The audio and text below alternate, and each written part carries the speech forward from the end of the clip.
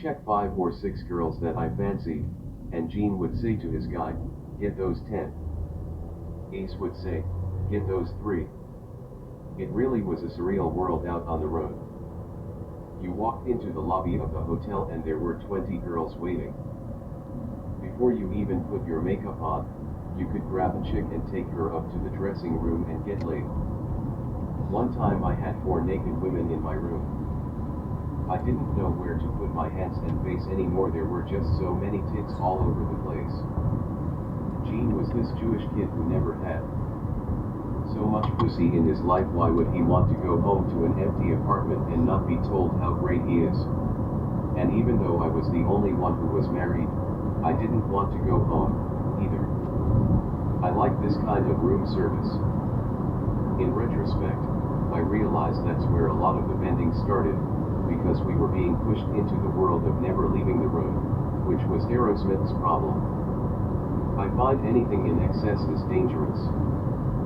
Staying on the road forever and being told every day how great you look, how cool you are, and how much you are the greatest thing on the planet is dangerous shit. That is a drug in itself, I believe. And my guys were all addicted to that drug. Even though we were getting all the girls we wanted, none of us really wanted them to stay all night all the time. Sometimes I just wanted to fuck and then get them out. I didn't want them sleeping in with me. I wanted to wake up alone in the morning. The phone could ring, it could be my wife, or she could just come through the door any minute.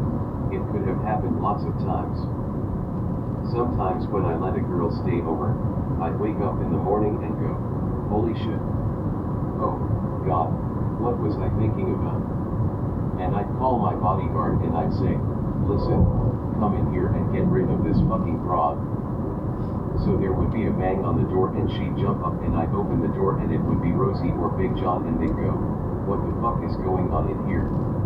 I'd go, "I don't know, man, I just woke up." John would say, "Any chicks in here?" And I'd go, "Yeah."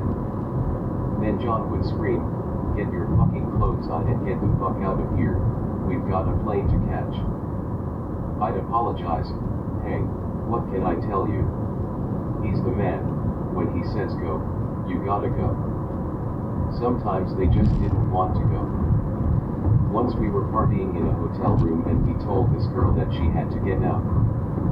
She agreed, but she asked to use the bathroom. Next thing we knew, she was in there for 10 minutes. I was hoping that she didn't OD. After an hour, John broke the door down and she was handcuffed to the fucking toilet. "I'm not leaving," she said defiantly. "Oh yeah? You are leaving," he said, and he started pulling her arm so hard that I thought he was going to break it off. "John, we're going to get arrested for abusing this girl," I said. "She's got to let herself out of those." But she wouldn't, so we called the cops and they came and used a master key and unlocked the cuffs and arrested her. Then they used the same cuffs to handcuff her and they took her out. About 3 years into touring, we were bringing so many girls back to the hotel after a gig that we got wise and rented a huge room at the hotel for them. We called it the chicken coop, and we would fill it with the willing chickens.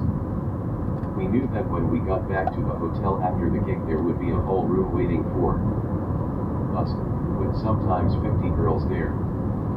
I knew which girls I had picked, but a lot of times Gene's picks would be better than my picks, or I might like one of Ace's picks better. They were all shareable, no matter how many you got. We'd rush back from the show, take off the makeup, and jump into the shower, except for Gene. He just put his clothes on over the film. Half of his makeup was still on, he couldn't wait to run to the room. After my shower, I'd get in some cool rock clothes, at least I thought they were cool, satin shirts with big balloon sleeves and some bell bottoms, the bigger the bells the better. I'd tease my hair, put on my shades, and go straight to the chicken coop. Of course, Gene was the first one there. He was still somewhat in character and his eyes would dart around